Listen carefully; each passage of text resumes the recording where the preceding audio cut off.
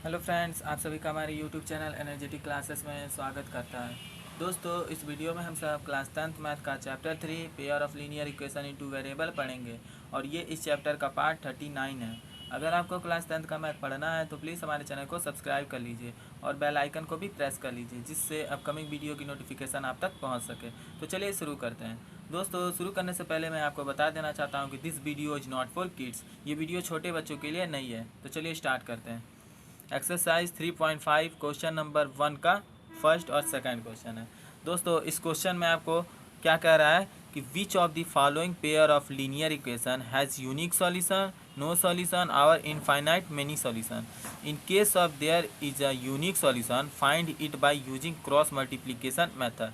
दोस्तों, इस क्वेश्चन में आपको कुछ इक्वेशन दिए गए हैं, लीनियर इक्वेशन दिए गए हैं, जिसमें से आपको फर्स्ट क्वेश्चन में 4 लीनियर इक्वेशन दिए गए हैं, जिसमें इस वीडियो में हम 2 पढ़ेंगे और अगले वीडियो में हम इस क्वेश्चन के नेक्स्ट क्वेश्चन सॉल्व करेंगे।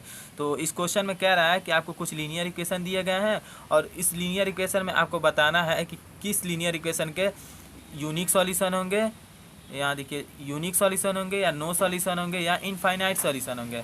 और उसके बाद आपको ये बताने के बाद आपको ये बताना है कि जिस की इक्वेशन में आपका यूनिक सॉल्यूशन होगा, यहाँ देखिए there is a unique solution, अगर जिस इक्वेशन में यूनिक सॉल्यूशन होगा तो उस इक्वेशन का हम वैल्यू सॉल्यूशन भी फाइंड करेंगे। सॉल्यूशन मतलब एक्स और वाई का वैल्यू फाइंड करेंगे, और वो भी किस मेथड से, बाय क्रॉस मल्टीप्लिकेशन मेथड से। इस मेथड से हम इसको फाइंड करेंगे। तो चलिए मैं एक एक करके सॉल्व कर ले रहा हूँ। तो आपका पहला क्वेश्चन ये है, तो इसको हम सॉल्व कर ले रहे हैं यहाँ पे।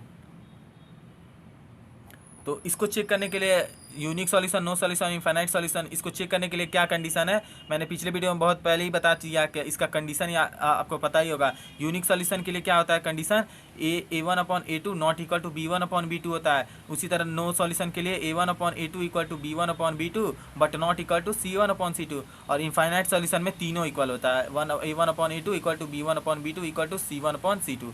तो चलिए मैं एक एक करके इसको पहले सॉल्व कर ले रहा हूँ। तो ये देखिए पहले इक्वेशन देखिए, दोनों सेम तरह है कि नहीं। तो देखिए ये इक्वेशन 1 में भी इस तरह सारा टर्म्स एक साइड है और इक्वल टू 0 है, इसमें भी सारे टर्म्स एक साइड है और इक्वल टू 0, तो यानी इक्वेशन सेम है। तो अब इसको चेक करने के लिए A1/A2 निकाल लीजिए पहले।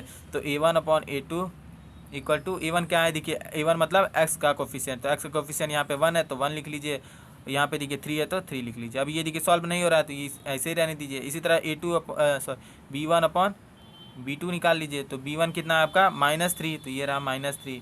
B2 कितना है -9, तो ये रहा -9। अब देखिए माइनस से माइनस कैंसिल हो गया, 3 1 जा 3, 3 3 जा 9, कितना आ गया 1/3। ये हो गया। अब ये सॉल्व नहीं हो रहा तो इतना ही रहने दीजिए। इसी तरह C1/C2 निकाल लीजिए। तो C1 कितना है -3, तो ये रहा -3 अपॉन C2 कितना है -2, तो ये रहा मेरा -2। माइनस से माइनस कैंसिल, और ये सॉल्व नहीं हो रहा है तो कितना आया 3/2। तो यहाँ देखिए A1/A2 1/3 आया, B1/B2 भी 1/3 आया, लेकिन C1/C2 कितना आया 3/2। तो क्या लिखेंगे, since A1/A2 equal to B1/B2 but not equal to C1/C2। ये रहा कंडीशन। और आपको पता है ये कंडीशन कब अप्लाई होता है, जब लाइन कैसा होता है, पैरेलल होता है। तो हम क्या लिखेंगे, therefore lines are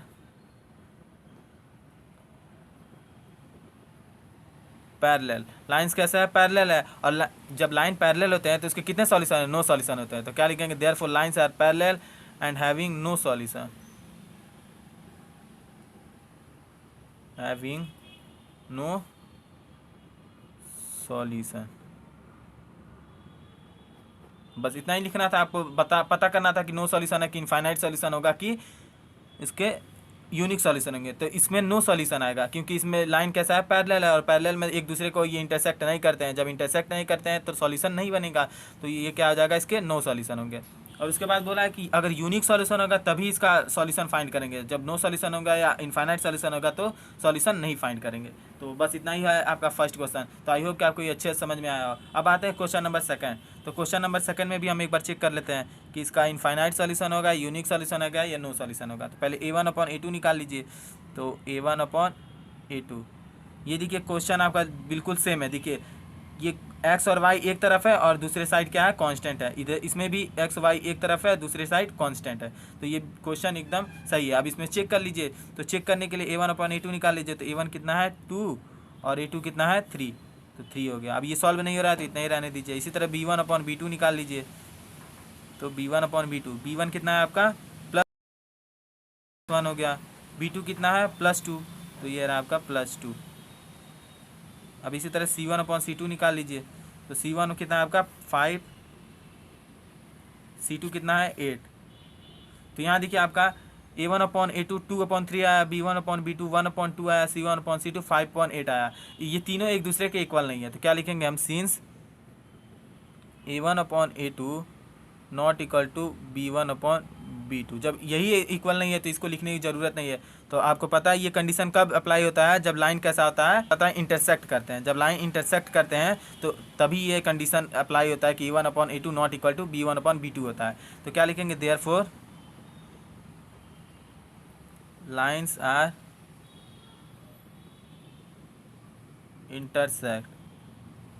line intersect होगा, जब लाइन इंटरसेक्ट होगा तो इसके कितने सॉल्यूशन होंगे, यूनिक सॉल्यूशन होंगे। तो लिखेंगे हैंस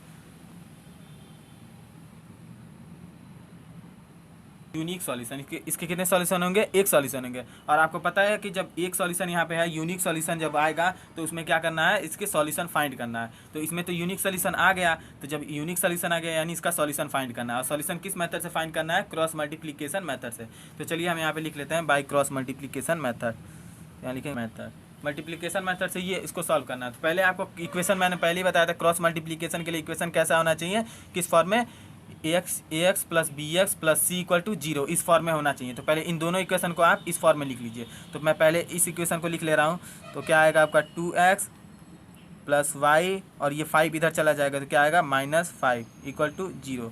इसको इक्वेशन फर्स्ट मान लीजिए और इसको भी इस तरह अरेंज कर लीजिए। तो ये आएगा 3x प्लस 2y और प्लस इधर जाके माइनस हो जाएगा तो -8 इक्वल टू 0।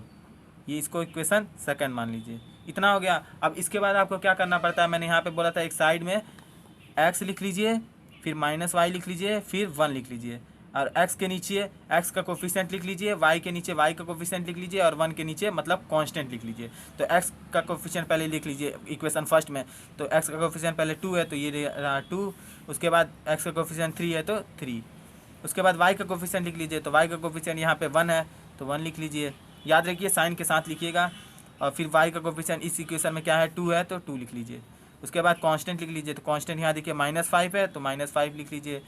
फिर दूसरे इक्वेशन में -8 है तो -8 लिख लीजिए। अब इतना हो गया। अब उसके बाद आपको फार्मूला लिखना है। तो फार्मूला मैंने क्या बताया था, क्या था फार्मूला आपका, x upon equal to -y upon equal to 1 upon, ये हो गया। यहाँ पे 2 ब्रैकेट लगता था, एक ब्रैकेट माइनस दूसरा ब्रैकेट, फिर इसमें भी एक ब्रैकेट माइनस दूसरा ब्रैकेट, फिर इसमें भी एक ब्रैकेट माइनस दूसरा ब्रैकेट। ये हो गया आपका, इतना ब्रैकेट लग गया। अब इसके बाद मैंने कहा था ब्रैकेट में क्या भरना था, ब्रैकेट में आपको भरने के लिए ये हेल्प करेगा। ये हम किस लिए बनाते हैं, ब्रैकेट को फिल करने के लिए। तो ब्रैकेट को फिल करने के लिए आपको क्या करना पड़ता है, मैंने पहले बताया था। फर्स्ट ब्रैकेट में कौन सा मल्टीप्लाई होता है, राइट हैंड से लेफ्ट वाला, और दूसरे ब्रैकेट में लेफ्ट हैंड से ऊपर वाला मल्टीप्लाई होता है। तो इसमें हम एरो दिखा दे रहे हैं आपको ताकि आप कंफ्यूज ना हो। ये इस तरह से मल्टीप्लाई होगा, पहले राइट हैंड से लेफ्ट में, फिर लेफ्ट हैंड से ऊपर मल्टीप्लाई होगा। तो पहले मैंने बताया था जब एक्स के को ब्रैकेट को भरेंगे तो क्या करेंगे, यहाँ पे एक्स वाले को छिपा लेंगे और बाकी इन दोनों में मल्टीप्लाई करेंगे। तो यहाँ पे देखिए एक्स में भरना है तो हमको एक्स को छुपा लेना है, और उसके बाद यहाँ पे जब छुपाने के बाद आपको फर्स्ट ब्रैकेट में क्या भरना है, राइट हैंड से ऊपर मल्टीप्लाई करना है, और दूसरे ब्रैकेट में लेफ्ट हैंड से ऊपर मल्टीप्लाई करना है। तो एक्स के नीचे एक्स को छुपा लिया, फिर राइट हैंड ये बचा आपका -8 इंटू 1, तो यहाँ लिखेंगे -8 इंटू 1। ये हो गया, फर्स्ट ब्रैकेट फिल हो गया। इसी तरह सेकंड ब्रैकेट को फिल कर लीजिए। तो सेकंड ब्रैकेट में लेफ्ट से ऊपर मल्टीप्लाई करेंगे, तो नहीं लेफ्ट क्या है, ये देखिए 2 इंटू -5, तो ये रहा 2 इंटू -5, ये रहा आपका। इसी तरह सेकंड वाई के नीचे भी ब्रैकेट को भर लीजिए। तो वाई को फिल करने के लिए वाई को हम हाइड कर लेंगे और 2 मल्टीप्लाई कर लेंगे उसके बाद। तो फिर क्या आएगा आपका, देखिए फर्स्ट ब्रैकेट में क्या आएगा, -8 इंटू 2, तो यहाँ लिखेंगे -8 इंटू 2। याद रखिएगा पहले राइट से ऊपर मल्टीप्लाई होगा, फिर लेफ्ट से ऊपर मल्टीप्लाई होगा। तो फर्स्ट ब्रैकेट में राइट से ऊपर मल्टीप्लाई, दूसरे ब्रैकेट में लेफ्ट से ऊपर मल्टीप्लाई। तो ये हो गया फर्स्ट ब्रैकेट। अब उसी तरह सेकंड ब्रैकेट में लेफ्ट से ऊपर मल्टीप्लाई, तो 3 इंटू -5, 3 इंटू 1 मत कर दीजिएगा, 3 इंटू -5 होगा, तो 3 इंटू -5 ये हो गया आपका। इसी तरह 1 के नीचे, 1 मतलब कांस्टेंट, तो कांस्टेंट के नीचे लिखने के लिए कांस्टेंट को छिपा लेंगे और उसके बाद फर्स्ट ब्रैकेट में राइट से ऊपर मल्टीप्लाई, 2 इंटू 2, तो ये रहा आपका 2 इंटू 2। दूसरा ब्रैकेट भरना है तो दूसरे में लेफ्ट से ऊपर मल्टीप्लाई, तो 3 इंटू 1, तो इसमें भरेंगे 3 इंटू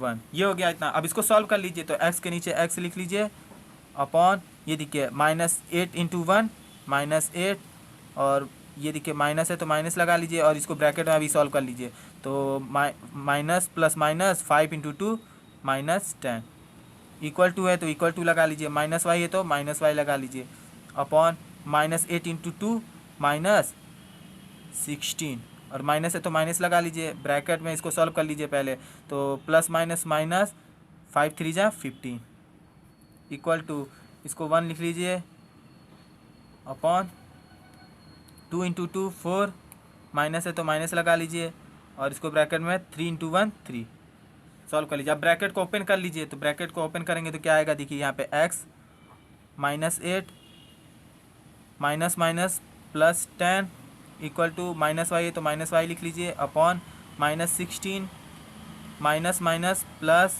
15 इक्वल टू 1 है तो 1 लिख लीजिए 4 -3।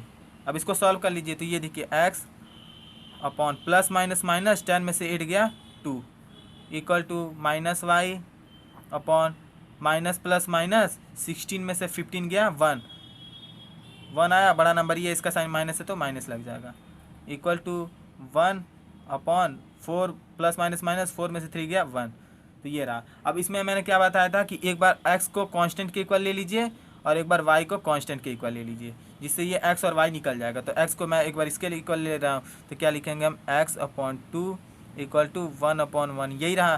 तो x कितना आ गया आपका, x इक्वल टू, इसको क्रॉस मल्टीप्लाई कर देंगे तो x 1 जा x और 2 1 जा 2, तो x कितना आ गया आपका 2 आ गया। इसी तरह एक बार इसको इसके इक्वल ले लेंगे, तो क्या लिखेंगे, -y upon -1 equal to 1 upon 1, minus से माइनस कैंसिल, ये क्रॉस मल्टीप्लाई कर दीजिए, तो y 1 जा y इक्वल टू 1 1 जा 1, तो y भी आपका निकल गया। तो लिखेंगे therefore x equal to 2 and y equal to 1। तो ये रहा आपका सॉल्यूशन, यूनिक सॉल्यूशन आपके, देखिए ये आपका फाइंड हो गया। तो आई होप कि आपको ये वीडियो अच्छी लगी हो। अगर आपको ये वीडियो अच्छी लगी हो तो प्लीज़ इस वीडियो को लाइक करिए और शेयर करिए। तो मिलते हैं अगले वीडियो में, तब तक के लिए गुड बाय।